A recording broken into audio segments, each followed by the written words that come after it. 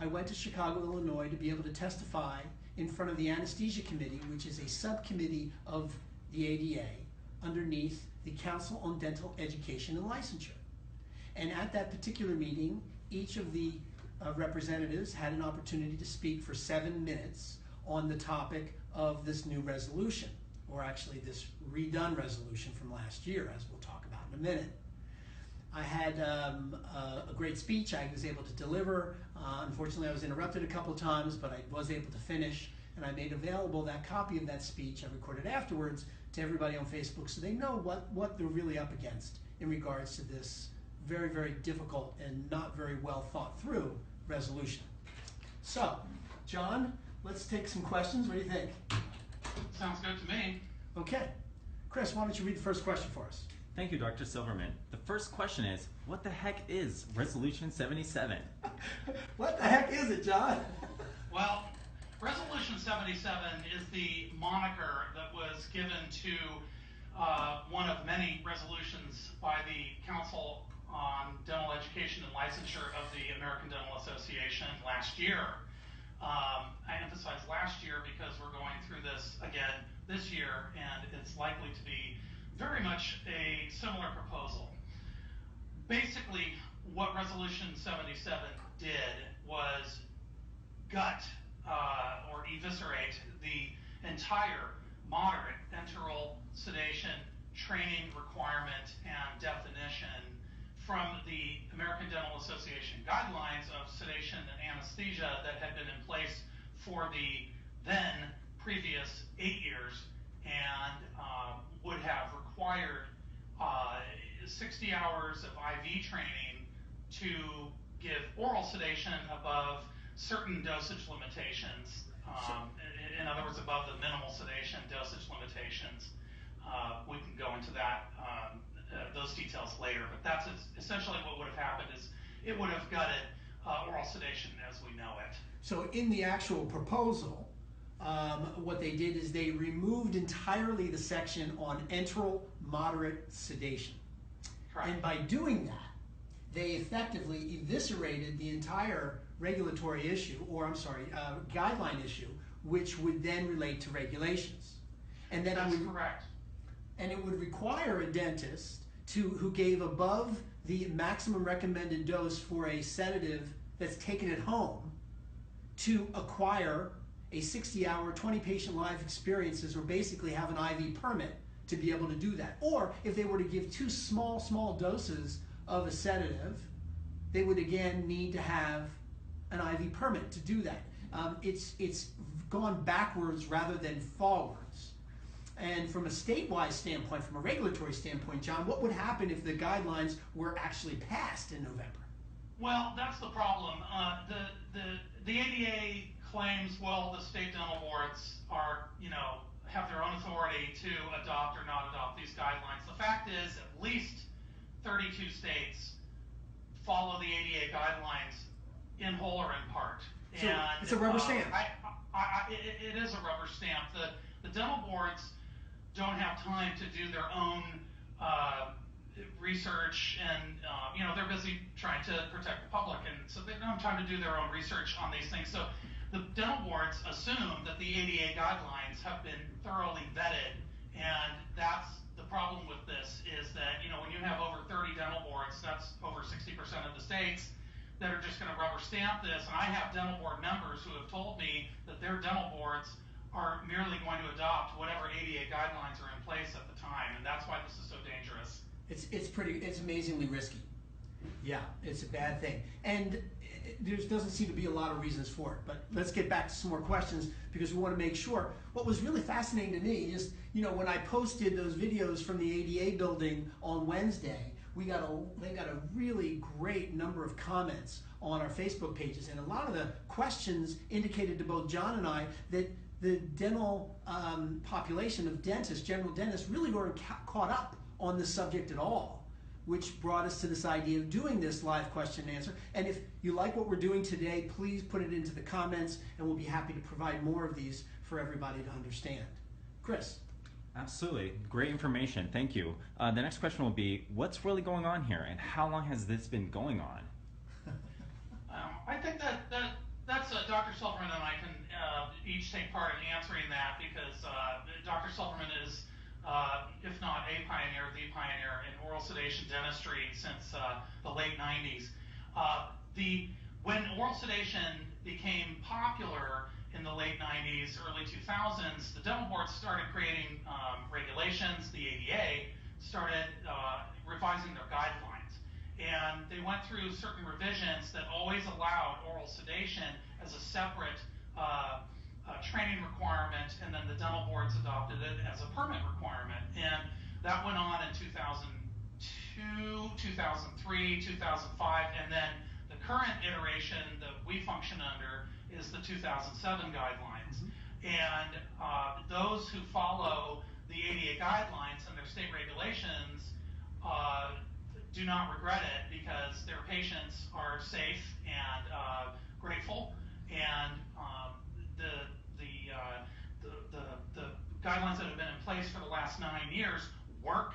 And what's really going on here, I'll probably let Dr. Silverman elaborate upon this, but it's a situation of specialists who do not want general dentists offering this service because they think that the general dentists are stealing business from them, and Dr. Silverman can explain why that's actually not true. Well, I think what's really going on the surface for everybody to understand is that there is a small cadre of dentists in the ADA, mostly made up of this specialty group, that are trying to couch these most recent changes for safety. And the biggest problem of this is if there was a safety problem following the guidelines, there would be evidence to show that it is not safe for a dentist to provide enteral moderate sedation with the existing guidelines of 24 hours of education. But there is no evidence at all. There's nothing. And our profession is extremely focused on evidence-based dentistry. And since 2007, the ADA has insisted that each of the regulatory changes or guideline changes be based on evidence. And for some reason or another, this particular thing has fallen through that cracks. And that's why last year, in November, the House of Delegates of the ADA pushed this resolution back to the Council on Dental Education and Licensure to go back and say, show us the science.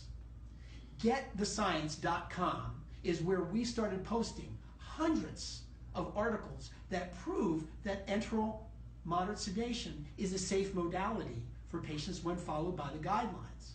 And yet, we have not seen a single shred of evidence anywhere that shows that there is a safety issue regarding this. Another situation, John, as we learned about last year, was that they were proposing these changes because it was going to put us in line with the medical community.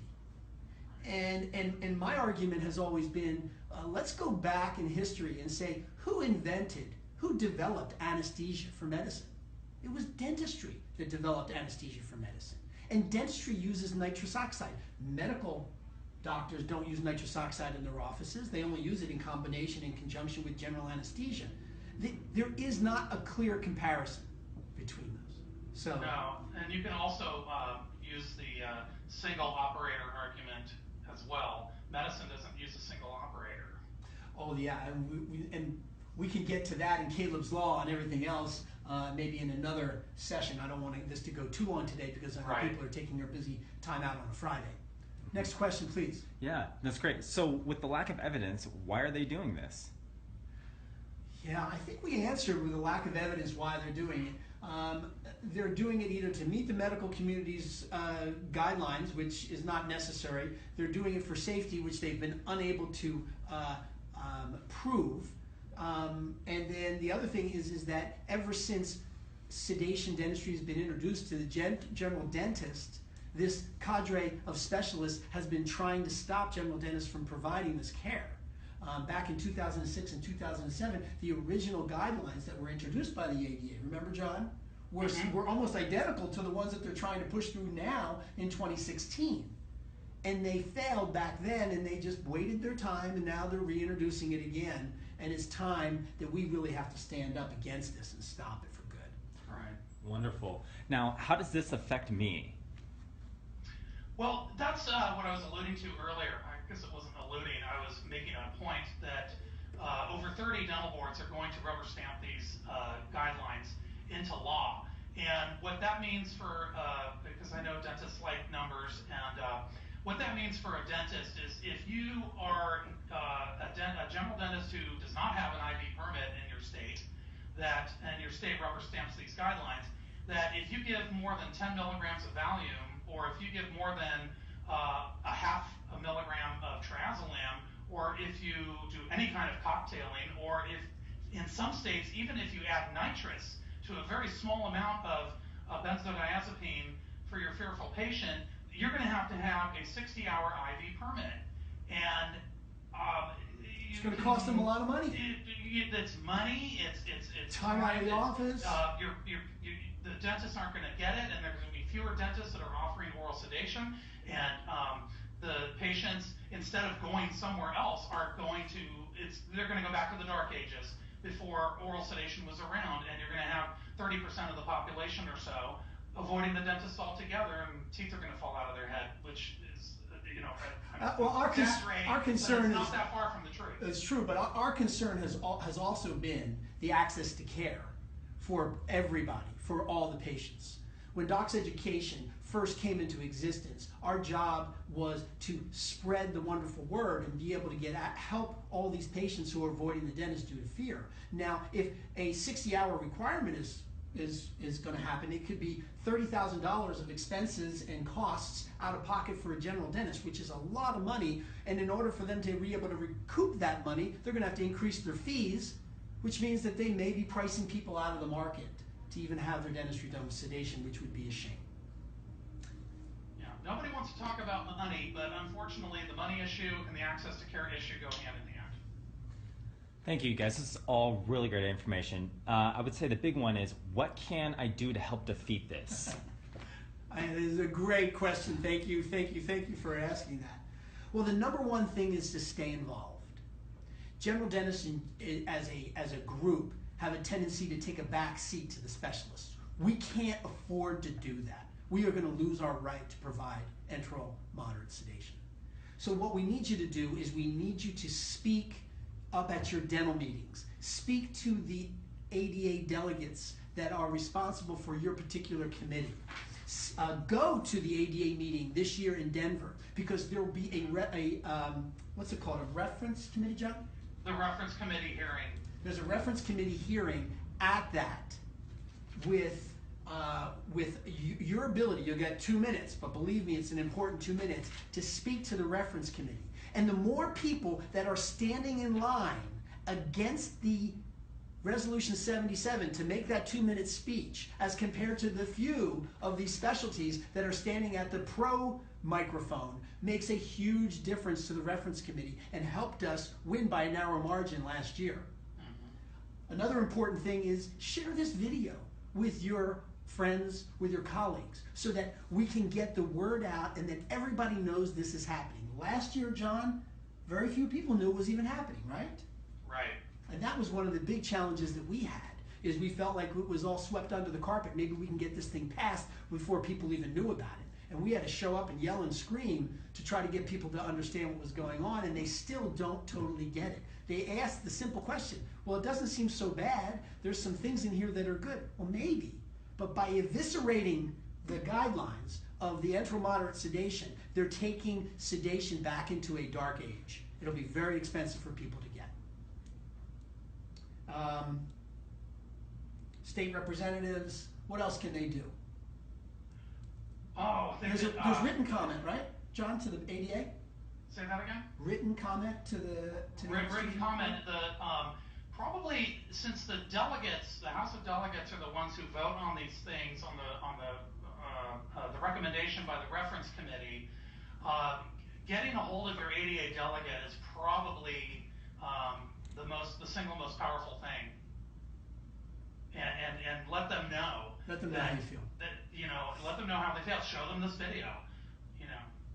Yes. And more importantly, since this is really about science, and that's the whole thing that we started this with, are we going to make a decision on a very important document based on science or based on emotion?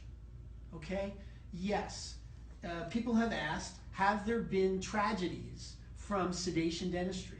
Yes, there have been. And when each of those tragedies are examined, the question is did the operator follow the guidelines from the ADA and the regulatory guidelines from their state dental boards? And in most cases, unfortunately, they didn't. Changing the guidelines is not going to change the safety.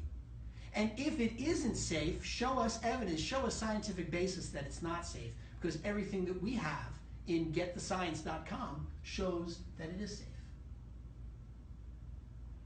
Okay. So, thank you so much for joining us. Let us know in the comments whether or not you feel that this was of value to you. We'll be happy to take more of your questions as you post them. We promise to get back to you sometime in the next couple of days. We've been pretty busy since we got back from the ADA, but we really appreciate your concern in this area and looking forward to your support. From Seattle, Washington, this is Dr. Michael Silverman and John Bidding signing off.